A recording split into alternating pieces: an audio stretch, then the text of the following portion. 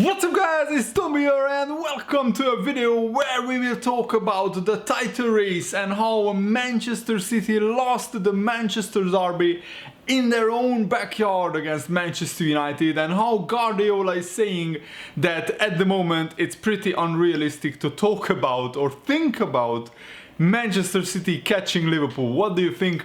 Is the title race over? The bookies have Liverpool 86% favourites to win the Premier League title, and that has been never the case before in the Premier League era. So since the Premier League began in like 93 or something like that, Liverpool were never this odds-on favourites for the title. And of course, no Liverpool fan will celebrate the title this early because it has been many false dawns. Liverpool have been top at Christmas 3 times before and we failed to win the title in all 3 cases. We are the only club to be top so many times at Christmas and not win the title.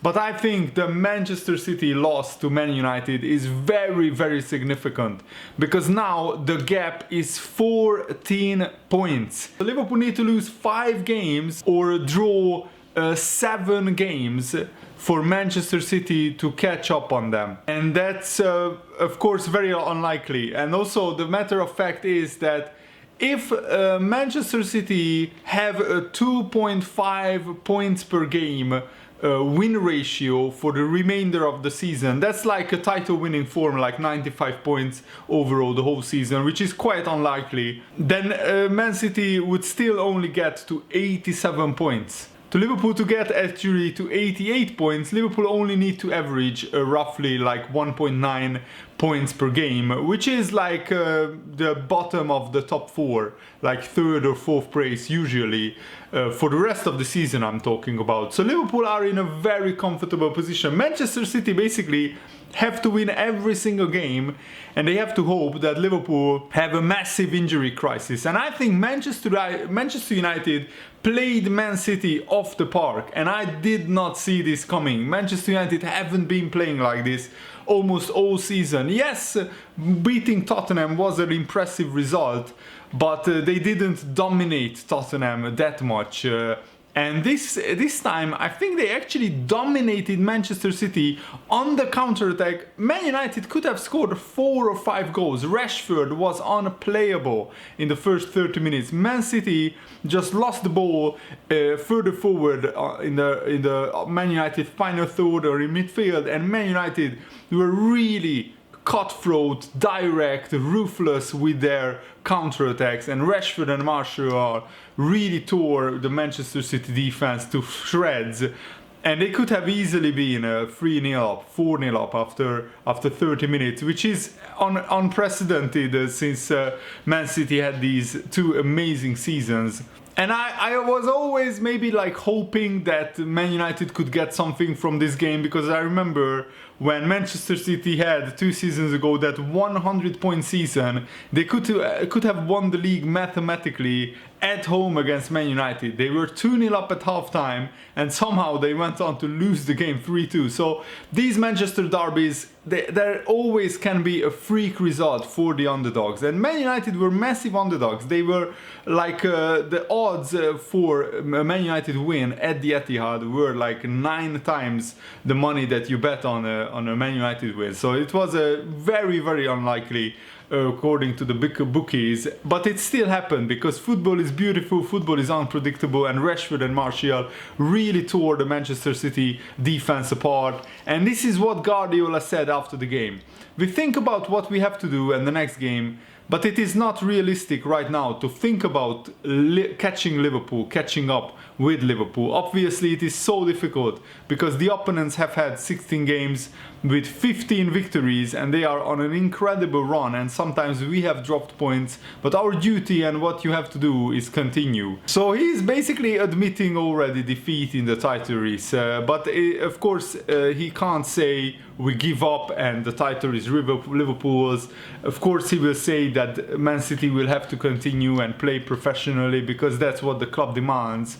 But I think it's even Guardiola admits that it's not realistic right now to catch up to Liverpool. What Man City actually have to worry about is they could get dragged into the top 4 race. On this form and with the defensive issues that they have, they could be dragged down into the top 4 race with Chelsea, with Manchester United, with Tottenham. And that's actually crazy if you think about it, that before the season you would never thought that Man City would be closer to 5th place than to 1st place, and that's actually the case. And even Kyle Walker, the right back of Manchester City, admitted that us as defenders need to hold our hands up. We need to keep clean sheets, and strikers maybe need to put more chances away. They had a game plan, Man United, and it worked. They have quick players in quick areas, and they are going to hurt you on the counter-attack. Credit where credit is due. They stepped up today, Man United. Fair play. We can't fault the manager. He has won numerous trophies. I can't put my finger on it, what is going wrong. It's going to be difficult. Liverpool are on fire. They are getting wins and we are not. It is a big gap, but we, Man City, will fight until the end. And also Leicester City, I think, could be actually the team most likely to challenge Liverpool for the title. They are 11 points behind Liverpool, but they will play Aston Villa today. And if they win that game, which they have a good chance to do that, then they will be just 8 points behind Liverpool. But more significantly, they will be 6 points ahead of Manchester City, 9 points ahead of Chelsea, and an incredible amount of points ahead of Manchester United and Tottenham. So Leicester City could almost guarantee a top 4 place if they win against the smaller sides, which they have been doing. So 7 wins in a row for Leicester, 7 wins in a row for Liverpool now. And also Liverpool are unbeaten for 32 games in the Premier League, which is almost a whole season. But I would love nothing more than to see Liverpool champions. I don't even care how many goals we concede. I don't even care if we lose 4 or 5 games in the Premier League. I just want to see Liverpool win their first Premier League title. But of course, it would be so good and even a better feeling if we won it in style, if we won it like with 3 games to go or 2 games to go, with a big points difference. And at the moment it looks like Liverpool can maintain momentum because our backup players like Shaqiri, Origi, Naby Keita, Lallana, Milner, Oxlade-Chamberlain, they are stepping up big time. When we get injuries or loss of form or we need to rest some players, they are stepping up. Against Everton, Liverpool rested 5 players. We played Origi up front, we played Shaqiri, they played brilliantly. Origi scored 2 goals. Against Bournemouth, we played Naby Keita, he scored and got an assist. And also we rested Mane after resting Firmino and Salah in the Everton game. So Liverpool are rotating the team quite heavily, and it coincided with 2 of the best performances of the season, which is absolutely incredible that a rotated Liverpool team actually played better than a normal settled Liverpool team in previous weeks. And also Opta revealed that the 32 points that Man City have after the first 16 matches is Guardiola's worst points return since he became a manager in his managerial career in a top flight season, which is absolutely an incredible statistic. That averages like 2 points per game, which is 76 points over the whole season, which is absolutely awful for a title challenging side. That barely gets you 4th or 3rd place in the Premier League. Usually you don't win the title unless you get like 85 to 90 points in the Premier League. So Man City are a long way away from that. Man City haven't won more than 3 games in a row in the Premier League this season, but also they haven't won 2 games in a row for like a month or 2, which is absolutely significant because Liverpool have been this winning machine, and this Liverpool start put immense pressure on Manchester City, and I'm just really happy to say that they cracked under it. They cracked under it because they lost to Wolves, they lost to Manchester United at home, which is kind of, if you just look at this one isolated result, you can lose to Manchester United, they still have good players. But Man City lost to Norwich, Wolves, they drew against Newcastle, they dropped points to so many teams that usually they not only beat but they actually steamroll, that you have to question Guardiola after this run of results. And I'm actually surprised that not more people are questioning Guardiola and what he's doing with this Man City team, because losing Company is not an excuse for this Manchester City drop-off in form. And you can't only blame Company and his real leadership and also the injury crisis for this Manchester City performance. You have to also blame the forward players. Raheem Sterling hasn't been scoring enough goals lately. Aguero, after he went out injured. Gabriel Jesus, who is supposed to be this world-class striker, the next Aguero at Manchester City.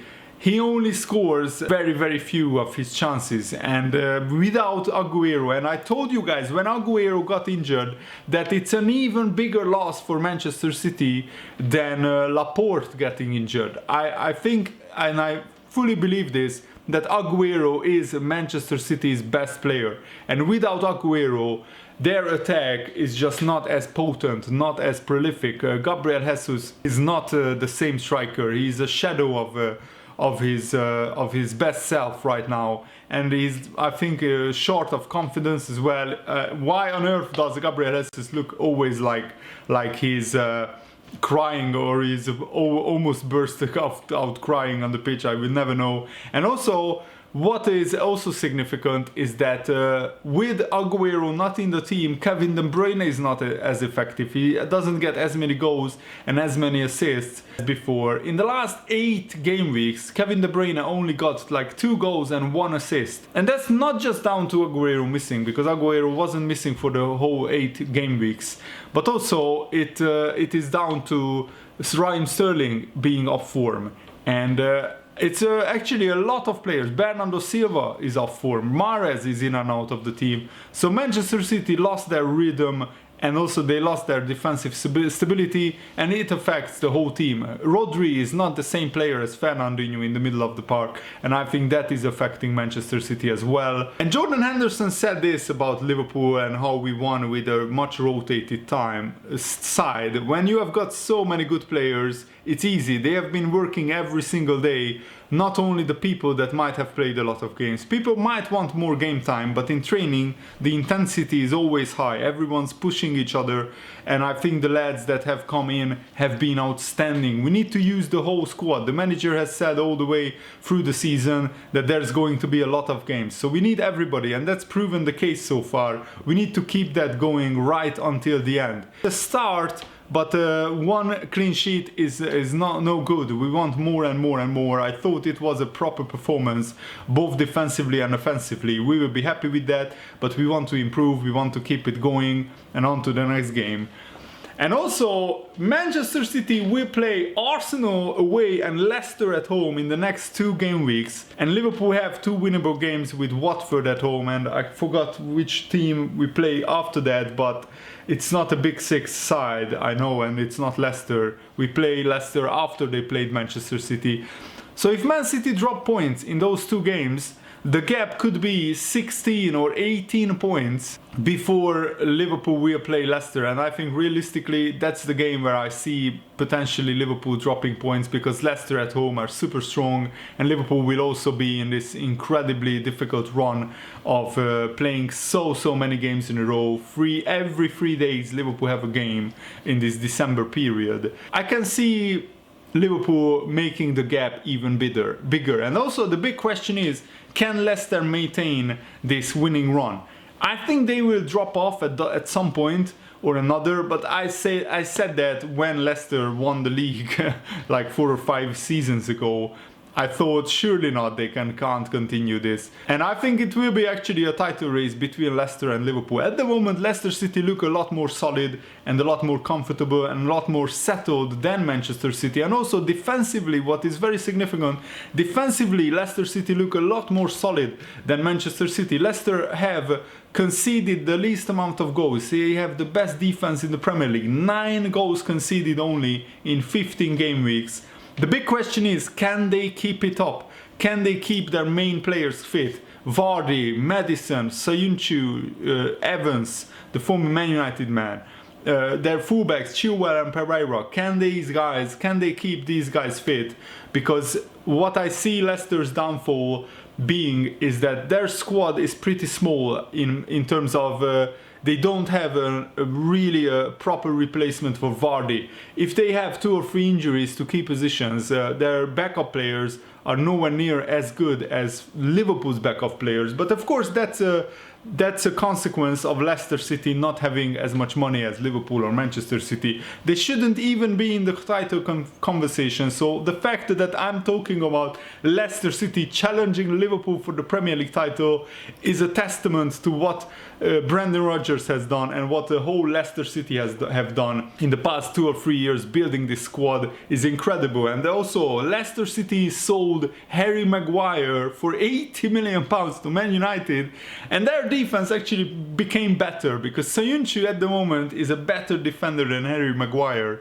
So they actually improved their team by selling their most expensive defender in the world to Manchester United. Incredible. This Premier League season is just getting better and better, and I'm loving it. I just hope that Liverpool will stay injury free, because then nothing else can stop Liverpool. I think we are just a complete team, a complete package. And I think Jurgen Klopp and Liverpool hopefully will see us home and win finally our first Premier League title if we keep injury free and if we don't suffer an incredible loss of form.